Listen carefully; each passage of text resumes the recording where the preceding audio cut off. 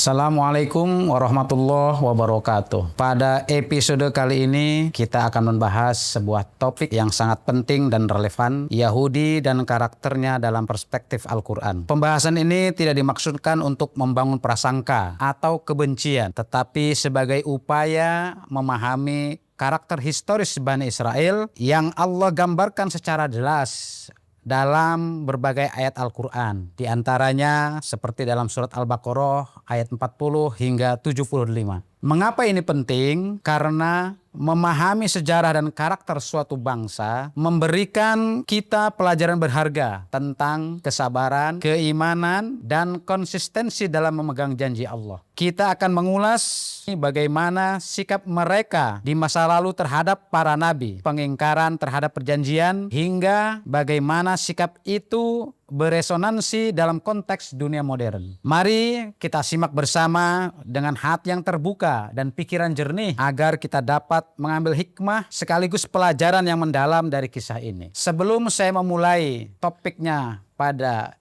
inti masalah, saya hanya ingin mengingatkan kepada kita semua bahwa jumlah nabi itu begitu banyak, kurang lebih 12 ribuan. Kebanyakan dari mereka adalah berasal dari bangsa Yahudi untuk mereka. Artinya mereka dipimpin oleh banyak nabi. Apakah banyaknya nabi yang diutus di tengah-tengah mereka sebagai bentuk keistimewaan bangsa Yahudi? Inilah sesungguhnya pertanyaan yang sering menggelitik saya pribadi. Namun kita simak seperti apa sesungguhnya karakter Yahudi dalam pandangan atau yang dijelaskan dalam banyak ayat Al-Quran. Di samping memiliki keistimewaan, bangsa Yahudi juga terkenal sebagai bangsa yang membutuhkan banyak nabi karena sifat-sifat mereka yang keras kepala, keras hatinya. Di antaranya sering membangkang dan melanggar janji. Mereka berkali-kali mengingkari perjanjian dengan Allah meskipun telah diberikan mukjizat seperti yang tercantum dalam Quran surat Al-Baqarah ayat 83 hingga 85. Yang kedua, mereka adalah bangsa yang suka mempertanyakan perintah Allah. Mereka suka sekali memperumit perintah yang Allah berikan kepada mereka. Meskipun sesungguhnya perintah itu sederhana saja, tetapi mereka memang suka sekali mempersulit dalam rangka untuk menghindar. Ini bisa dilihat dalam surat Al-Baqarah ayat 67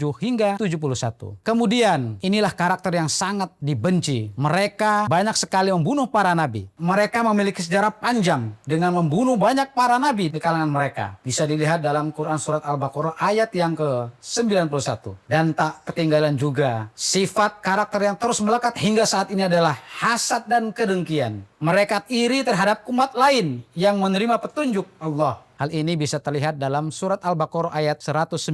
Secara khusus, Al-Quran menyebut kata Bani Israel itu kurang lebih sekitar 43 kali terdapat dalam 18 surat. Sementara kata Yahudi muncul kurang lebih 20-21 kali yang berada dalam 9 surat. Saya akan membahas secara khusus karakter Yahudi yang tercantum dalam surat Al-Baqarah ayat 246 sampai dengan 252. Surat Al-Baqarah ayat 246 sampai 252 mengisahkan tentang Bani Israel di masa Nabi mereka setelah Nabi Musa alaihissalam. Berikut adalah penjelasan dari kandungan ayat tersebut di atas. Pertama, kisah ini terjadi setelah masa Nabi Musa alaihissalam, ketika Bani Israel mengalami kemunduran dan kekalahan dalam berbagai peperangan. Mereka meminta seorang pemimpin atau seorang raja kepada Nabi mereka untuk memimpin mereka melawan musuh-musuh mereka. Kemudian dalam ayat-ayat di atas bahwa Nabi yang dimaksud dalam surat itu adalah menurut Ibnu Katsir dan Al-Baghawi bernama Nabi Samuel alaihissalam. Ia adalah seorang nabi dari kalangan Bani Israel yang diutus setelah masa Nabi Musa dan Nabi Yusa bin Nun. Kemudian Nabi Samuel mengangkat seorang raja untuk memimpin peperangan dan Allah memilih Talut. Dalam tradisi Yahudi dikenal sebagai Saul sebagai pemimpin mereka. Meskipun Talut adalah orang yang kuat, cerdas dan memiliki pengetahuan yang luas, tapi Bani Israel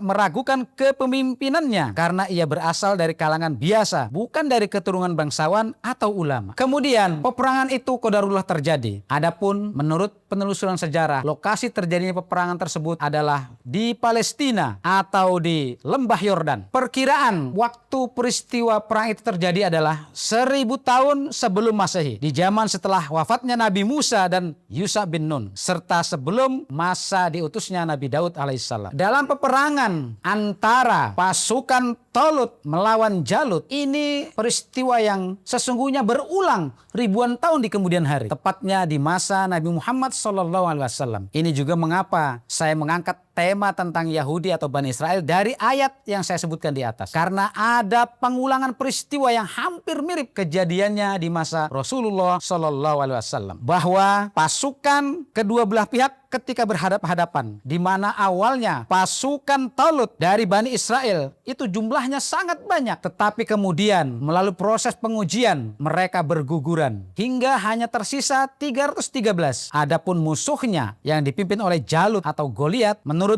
beberapa riwayat mereka memiliki pasukan puluhan ribu, jauh lebih besar daripada pasukan Bani Israel. Dalam ayat tersebut di atas kita diberi gambaran dengan jelas oleh Allah Subhanahu wa taala bagaimana karakter Bani Israel yang tercantum atau dijelaskan dalam ayat-ayat tersebut di atas. Yang pertama adalah mereka suka beralasan dan membantah. Kemudian yang kedua, lemah komitmen dan tidak konsisten. Ini adalah karakter Bani Israel atau Yahudi kala itu. Kemudian yang ketiga adalah materialistik dan duniawi. Seperti contoh saja, ketika dipilihkan bagi mereka seorang raja yang bernama Tolut, mereka mempertanyakan latar belakangnya, kemampuannya, bahkan mungkin bangsanya. Semuanya diukur dengan ukuran duniawi dan materialistik. Kemudian karakter yang melekat khas pada diri mereka adalah mudah putus asa dan takut menghadapi tantangan. Namun di antara sebagian kecil mereka tetap saja ada juga yang imannya teguh. Termasuk di antaranya adalah Nabi Daud alaihissalam. Yang kemudian kita tahu Daud adalah orang yang membunuh Jalut.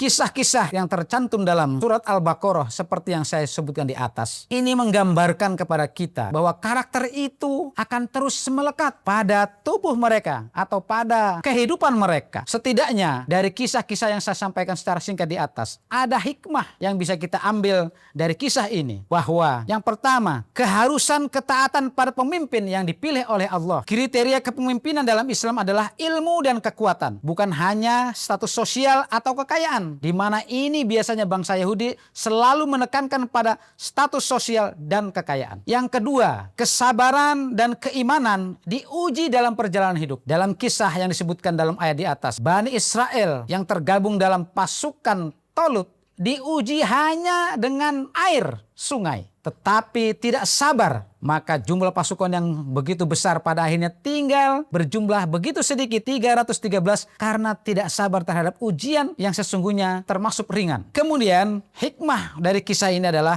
kemenangan tidak ditentukan oleh jumlah, tetapi oleh iman dan doa. Pasukan kecil yang teguh imannya bisa mengalahkan musuh yang besar, sebagaimana Tolut pasukannya mengalahkan Jalut. Dan yang terakhir adalah pertolongan Allah datang kepada hambanya yang sabar dan ikhlas. Dan ini yang paling penting. Nabi Daud yang muda tidak diunggulkan oleh manusia, justru dipilih oleh Allah untuk membunuh Jalut. Sebagai penutup, bahwa sejarah bukan sekedar cerita masa lalu, tetapi cermin bagi masa kini dan pelajaran untuk masa depan. Apa yang Allah abadikan dalam Al-Quran itu bukan tanpa alasan. Ia menjadi peringatan bagi kita agar tidak mengulangi kesalahan yang sama, agar kita tetap teguh memegang amanah dan selalu berpegang teguh pada kebenaran. Di dunia yang penuh tantangan ini, mari kita jadikan Al-Quran sebagai kompas utama dalam memahami realitas dan membangun masa depan yang lebih adil dan penuh keberkahan. Sebab